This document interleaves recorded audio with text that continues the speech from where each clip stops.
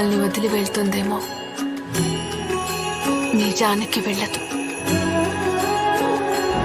ఆదియు అంతము రామునిలోనే, మానుబంధము రామునితోనే, ఆప్తుడు బంధువు అన్నియుతానే, అలకలు పలుకులు అతనితోనే.